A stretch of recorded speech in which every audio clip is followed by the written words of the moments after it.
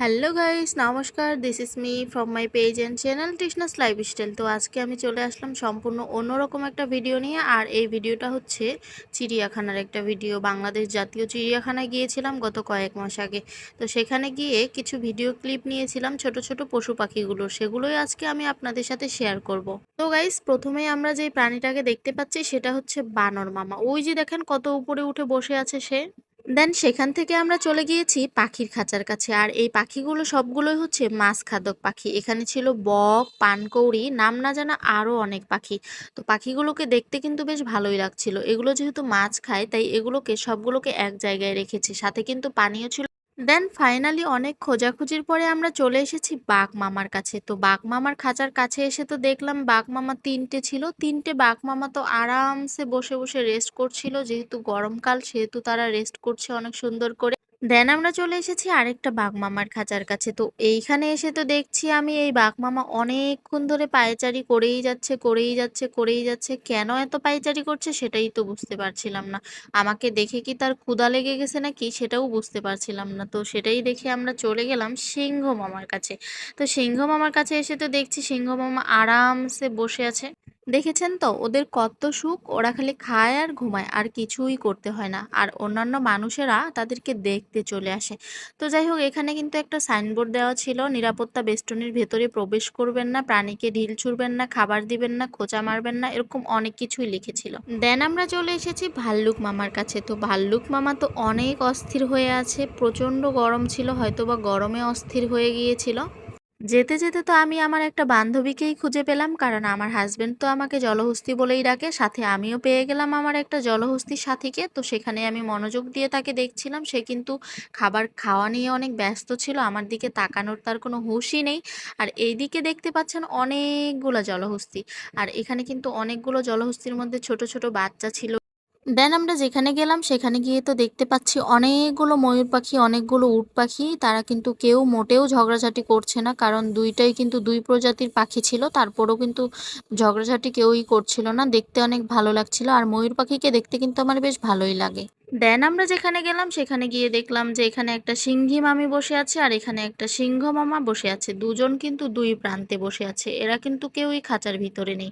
আর আমার তো তাদেরকে দেখে মনে হচ্ছে তারা মনে হয় মান অভিমান করেছে দুইজনে, তাই একজন এখানে বসে রয়েছে আর একজন ওই প্রান্তে বসে রয়েছে। এখানে কিন্তু মাত্র দুটোই ছিল, সিংহ মামা আর সিংহ মামি। দেন আমরা চলে গেলাম বলগা হরিণের খাঁচায়। আর দেখতে পাচ্ছি তারা অনেক সুন্দর করে লতা পাতা খাচ্ছিল। আর হরিণ কিন্তু আমার অনেক ফেভারিট একটা প্রাণী, আমার খুবই ভালো লাগে হরিণ। দেন অনেক খোঁজাখুঁজির পরে আমরা জিরাফকে পেলাম। আর আমার ছেলে তো জিরাফ দেখার জন্য একেবারে পাগল প্রায়। তো আমাকে বলছে যে কখন জিরাফ দেখতে যাব, কোথায় জিরাফ আছে। তো জিরাফগুলোকে আমরা দেখছিলাম। আর ওই যে উপরে কয়েকজন উঠেছে, সেখানে উঠতে মন চাইলো, ছেলেকে নিয়ে উঠে আমরা এখান থেকে জিরাফগুলোকে দেখতে পাচ্ছিলাম। জিরাফগুলো কিন্তু খাবার খাওয়া নিয়ে ব্যস্ত ছিল, তারা কিন্তু অনেক নিরীহ প্রাণী। তো তো উপরে উঠে আমি ছেলেকে জিরাফ দেখাচ্ছিলাম, আর ছেলে কিন্তু জিরাফ দেখা নিয়ে অনেক ব্যস্ত ছিল। তারপরে গেলাম আমরা উট পাখির খাঁচার কাছে। তো উট পাখির খাঁচার কাছে গিয়ে দেখছি পাখিগুলো অনেক সুন্দর করে বসে আছে। তো এগুলো কি উট পাখি নাকি অন্য কিছু আমার মানে সঠিক মনে নেই, মনে হচ্ছে উট পাখি। আর এই পাখিটা দেখেন আমার আঙ্গুলটা কামড়াতে আসছে। তো ফাইনালি আমি আমার প্রিয় পাখিটার খাঁচার কাছে চলে এসেছি। আর সেও কিন্তু অনেক খুশি আমাকে দেখে। আমাকে দেখে সে বর্ষা নেই কিছু নেই, তারপরও পাংখা মেলে চুপ করে দাঁড়িয়ে নাচানাচি করছিল, কত সুন্দর লাগছিল।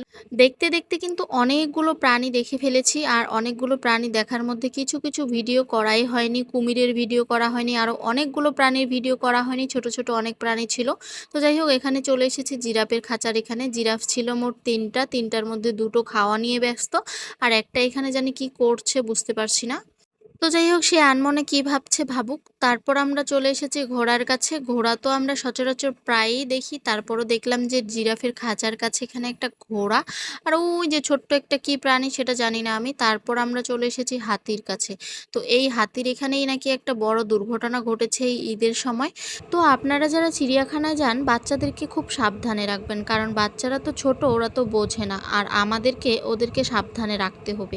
আর আমাদের জাতীয় চিড়িয়াখানায় কিন্তু অনেক সেফটির ব্যবস্থা আছে, তারপরেও প্রায় সময় এরকম এরকম ছোটোখাটো দুর্ঘটনা ঘটতেই থাকে। তো যাই হোক, পরে আমরা চলে এসেছি আমাদের এই যে জলহস্তি নাকি গন্ডারই তো, আমি তো ভুল বলছি, সরি, জলহস্তি না, জলহস্তি তো ওইগুলো ছিল, আর এটা হচ্ছে গন্ডার। তো গন্ডারে এখানে এসে দেখলাম সে সুন্দর করে ঘাস খাচ্ছিল। আর একটা দাদু ভেতরে ঢুকে তো গন্ডারটাকে অলরেডি আদর করা শুরু করে দিয়েছে। আমরা দেখছিলাম, আর দাদু তো আমার দিকে তাকাচ্ছে যে আমি ভিডিও করছি। সে আবার আমাকে বলল, কি রে, ভিডিও করছিস নাকি? তো আমি বললাম যে হ্যাঁ দাদু। তো যাই হোক, পরে কিন্তু আমরা চলে গিয়েছিলাম যে হচ্ছে অ্যাকোরিয়ামে। সেখানে কিন্তু অনেক প্রকারের মাছ ছিল, সেগুলো দেখতেও কিন্তু আমরা মিস করি নাই। 10 টাকার টিকিট করে ঢুকে আমরা অ্যাকোরিয়ামে ঢুকেছি। ঢুকার পরে দেখি অনেক প্রকারের মাছ, তো মাছগুলো দেখে কিন্তু খুব ভালোই লাগছিল। অনেক বিদেশি বিদেশি মাছ ছিল, সেগুলো কিন্তু আমি নামও জানি না, নাম সেখানে লেখা ছিল, পড়েছিলাম। কিন্তু এই মাছগুলোকে আমার সবথেকে বেশি ভালো লেগেছিল, আর আদর করতে মন চাচ্ছিল, ধরতে মন চাচ্ছিল। তো আমি ভাবলাম যে আয় আয় আমার কাছে আয়, কিন্তু তারা তো আসতে পারবে না, তারা কাচের ঘরের ভিতরে ছিল। তো মাছগুলো অনেক সুন্দর করে নড়াচড়া করছিল। তো ফাইনালি আমাদের চিড়িয়াখানা ঘোরা শেষ। এতগুলো প্রাণী কিন্তু আমি স্কিপ করে গেছি, এত বড় ভিডিও তো দেওয়া যাবে না ভিডিওতে। তো যাই হোক, শেষে আমরা যেখানে এসেছি এটা হচ্ছে প্রাণী জাদুঘর, এটা জাতীয় জাতীয় চিড়িয়াখানার ভেতরেই ছিল। তো এখানে দেখে টেখে দেন আমরা বাসায় চলে এসেছি। আর এখানে কিন্তু অনেক পুরনো পুরনো প্রাণী ছিল। ধন্যবাদ সবাইকে।